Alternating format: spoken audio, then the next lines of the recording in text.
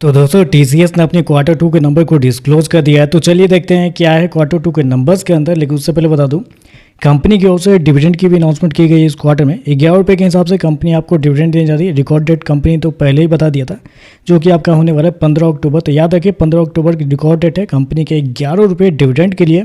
चलिए नंबर देख लेते हैं। डाटाबेस के लिए क्रोस में दिया गया है। तो देखिए पिछले क्वार्टर में कंपनी 63,437 करोड़ का रेवेन्यू जनरेट की थी ऑपरेशन के थ्रू। पिछले साल की बात करते हैं 64,260 करोड़ के आसपास, जबकि अभी देखें तो बढ़ के 65,799 करोड़ आपको जाता हुआ देखने को मिला। तो साल दर साल जाते हैं तो साल दर साल कंपनी के रेवेन्यू के अंदर एक अच्छी खासी तेजी आपको देखने को मिल रही है। लगभग बोल सकते हैं आप 2.5% के आसपास का जंप है कंपनी के रेवेन्यू के अंदर साल दर साल। जबकि क्वार्टरली बेस पे जाते हैं तो क्वार्टरली बेस पे कंपनी के रेवेन्यू के अंदर एक अच्छी खासी तेजी आपको देखने को मिली। यहाँ पे देखें तो लगभग बोल सकते हैं 4% के आसपास का जंप आपको देखने को मिल रहा है। तो कंपनी का रेवेन्यू देखें तो आपको साल दर साल क्वार्टर बढ़ते हुए देखने को मिल रहा है।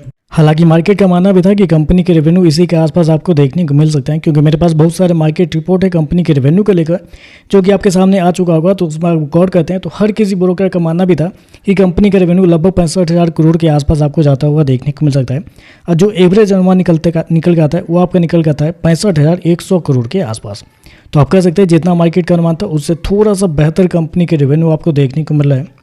चलिए खर्चे क्या निकलते हैं वो देख लेते हैं। तो देखिए पिछले क्वार्टर में 48,118 करोड़ खर्च किए थे। पिछले साल 48,956 करोड़, जबकि अभी देखें तो कंपनी खर्चे 49,463 करोड़ आपको जाता हुआ देखने को मिल रहा है। तो खर्चे देखें तो खर्चे भी आपको ठीक है कंट्रोल में देखने को मिल रहे हैं। हालांकि मार्केट का मानना था कि थोड़े बहुत खर्चे इस क्वार्टर में ज़्यादा रहेंगे। चलिए कंपनी का प्रॉफिट क्या निकलता है वो देख लेते हैं।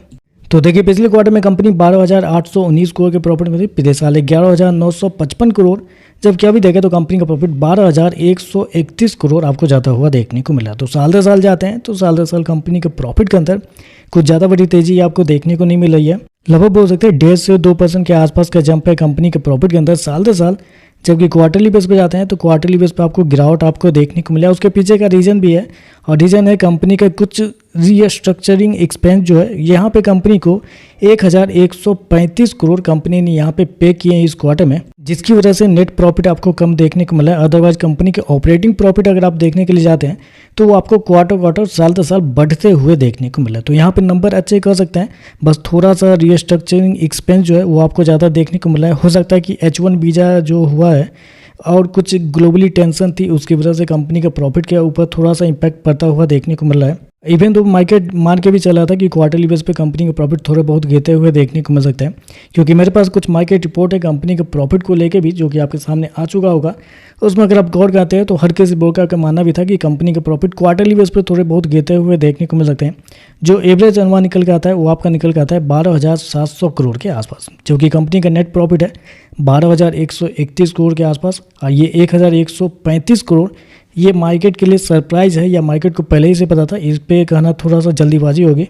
तो आप कह सकते हैं नेट प्रॉफिट थोड़ा सा बिलो एस्टीमेट आपको देखने को मिला। लेकिन अगर मार्केट को ये पता था तो ठीक है, अगर मार्केट को ये पता नहीं था तो हो सकता है मार्केट पॉजिटिव रिएक्शन भी दे सकता है, क्योंकि 1,135 करोड़ अगर आप नेट प्रॉफिट में ऐड करते हैं तो एक अच्छा खासा प्रॉफिट आपको देखने को मिल जाता है। चलिए कंपनी के मार्जिन क्या है वो देख लेते हैं। तो पिछले साल कंपनी का जो मार्जिन था वो था आपका 18.60% के आसपास। पिछले क्वार्टर की बात करते हैं तो पिछले क्वार्टर में 20.20 के आसपास था, जबकि इस क्वार्टर में देखते हैं तो कंपनी का मार्जिन 18.43 आपको जाता हुआ देखने को। तो मार्जिन साल दर साल देखें तो थोड़ा सा गिरा है, क्वार्टरली बेस पे भी आपको गिरता हुआ देखने को मिल रहा है। चलिए कंपनी का EPS क्या है वो देख लेते हैं। तो देखिए पिछले क्वार्टर की बात करते हैं तो पिछले क्वार्टर में कंपनी का EPS 35 रुपये के आसपास था। पिछले साल की बात करते हैं 33 रुपये के आसपास, अभी भी देखें तो 33 रुपये के आसपास देखने को मिल रहा है। तो ओवरऑल देखा जाए तो मेरे हिसाब से इनलाइन नंबर आप कहना चाहेंगे, क्योंकि रेवेन्यू देखें तो रेवेन्यू मार्केट की उम्मीद से हल्का सा बेहतर देखने को मिले। प्रॉफिट भी मतलब ठीक ही है, थोड़ा सा कुछ एक्सपेंस अलग से देखने को मिल रहा है। तो ओवरऑल देखें तो एवरेज टाइप के नंबर आपको देखने को मिला है। बाकी देखते हैं इस पर मार्केट कैसे ये कहता है। आज के लिए बस इतना ही। वीडियो पसंद आए तो लाइक कीजिएगा, साथ में साथ चैनल को सब्सक्राइब जरूर कीजिएगा। धन्यवाद।